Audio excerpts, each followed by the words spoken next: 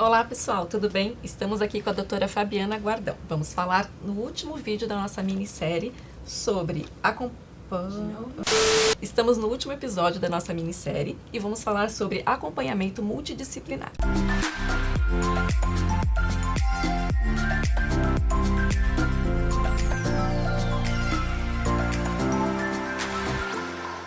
Doutora Fabiana, muito obrigada por mais essa participação conosco. Obrigada, Elisa. Estou com uma lista aqui de acompanhamentos e vamos falar sobre eles. Acompanhamento psicológico, nutricional, fisioterápico, odontológico e terapia ocupacional. Elisa, é muito importante notar que o acompanhamento multidisciplinar para o paciente oncológico, ele é de extrema importância. Por que eu digo isso? Primeira coisa, a gente fala do atendimento psicológico, desse acompanhamento. Nós sabemos que a sociedade em geral, ela deposita no paciente com câncer um prognóstico muito negativo. A saúde mental do paciente é de extrema importância para que a gente tenha sucesso no tratamento. São vários fatores que influenciam. O primeiro deles, para mim, é a questão psicológica. Então, o paciente já se fragiliza com o diagnóstico, com tudo o que viu, lê e as pessoas dizem, com a solidariedade até negativa muitas vezes depositada em cima do paciente. Então, diante de todo esse cenário, é importante realizar terapia, passar por um tratamento, um auxílio psicológico, para que o paciente consiga levar isso com mais tranquilidade. A gente às vezes não dá conta. Da mesma forma, dependendo da sequela, da evolução do tratamento, dos efeitos colaterais que eventual procedimento venha a dar, é importante acontecer o acompanhamento fisioterápico. Às vezes ocorre perda de peso também, a falta de apetite, que é muito comum. E se a gente não tiver um apoio de um nutricionista para ajudar a saber, olha, qual dieta seria melhor, quais são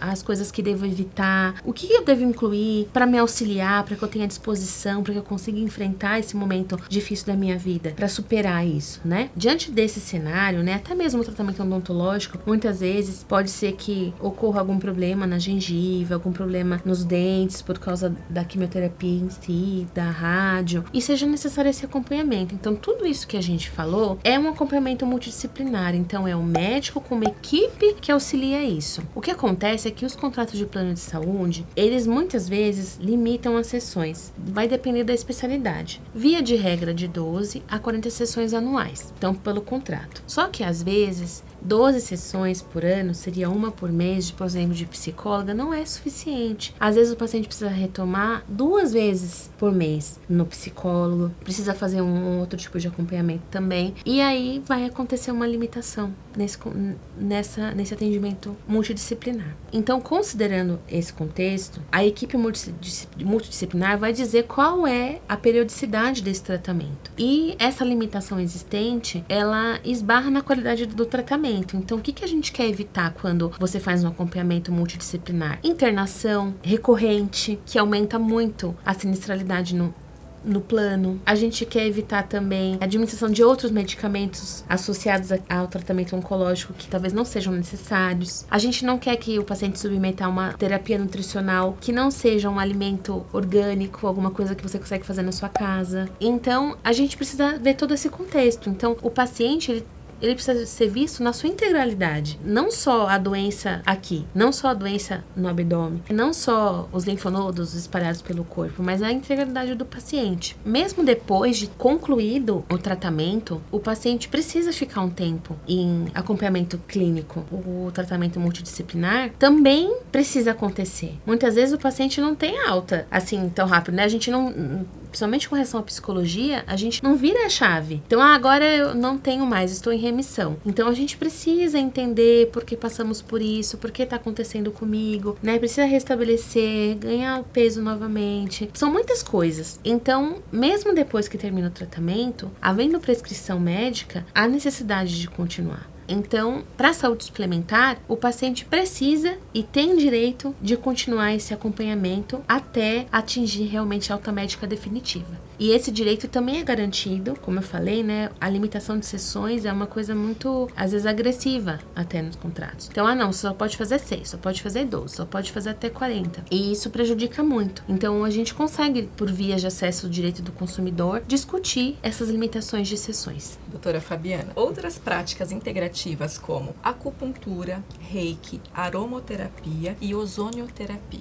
Elisa, sabe que essas terapias integrativas hoje na comunidade médica, ela tem sido bastante aceita, né? Ela é bastante discutida também da eficácia, já que a gente fala dessa análise do paciente na sua integralidade, no ser humano como um todo, então as práticas integrativas também ajudam muito no tratamento. E o rol da ANS, ele já prevê a acupuntura como uma obrigatoriedade de cobertura. Então, havendo prescrição médica, já é possível a gente ter direito à acupuntura pelos planos de saúde. Então, isso já é uma vitória muito grande, porque isso é uma prática integrativa, né? É uma medicina muito especial e especializada. A gente sabe que a acupuntura diminui muitas dores, muitas pessoas fazem, né? A ansiedade e tantas outras coisas que a gente é acometido no nosso dia a dia. E a acupuntura já é uma vitória. Com relação às outras que você falou, como o reiki, a aromaterapia, o ozônio, muitos médicos já prescrevem essas terapias, mas não tem cobertura ainda pelo rol. Eu acredito que como a acupuntura já foi esse primeiro passo de uma terapia integrativa, que outras terapias complementares também pode acontecer. A yoga também é um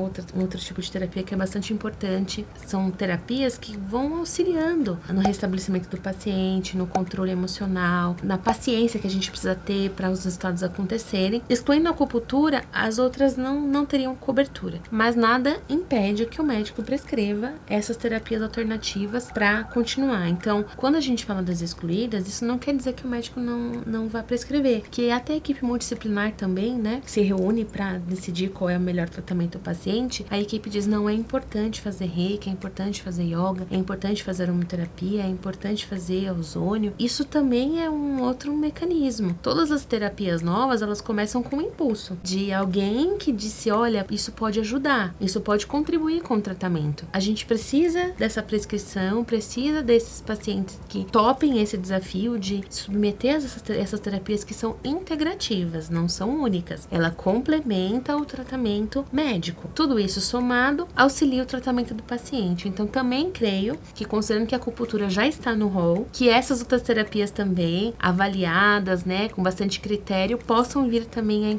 a ser inclusas no rol da ANS. Doutora Fabiana, para a acupuntura, também tem limitação anual de sessões? Sim, Elisa. A acupuntura, ela foi uma terapia que é incluída recentemente pelo rol também, né? Então, pode ser que alguns contratos não tenha explicitamente escrito lá que há uma limitação. Mas as operadoras, elas utilizam as diretrizes de utilização do rol da ANS também para limitar, porque ela é uma terapia integrativa. Então, geralmente, eles vão limitar, sim, essa cobertura, geralmente 12 a 40 sessões anuais. E aí, se você extrapolar esse limite, possivelmente pode dizer que não vai haver cobertura porque ocorreu o limite de sessões, e só depois de 12 meses aí você vai conseguir ter acesso novamente. Se ocorrer de haver alguma limitação temporal, como eu disse, né, essa conduta ela se torna abusiva, porque não se pode limitar essas sessões, e aí a gente vai se valer de todos os órgãos do consumidor, dos espaços disponíveis no canal da ANS e, via de regra, o último socorro ao Poder Judiciário, para a gente conseguir incluir essa terapia sem limitar as sessões. Doutora Fabiana, muito obrigada por seus esclarecimentos, ajuda demais mesmo, muito obrigada.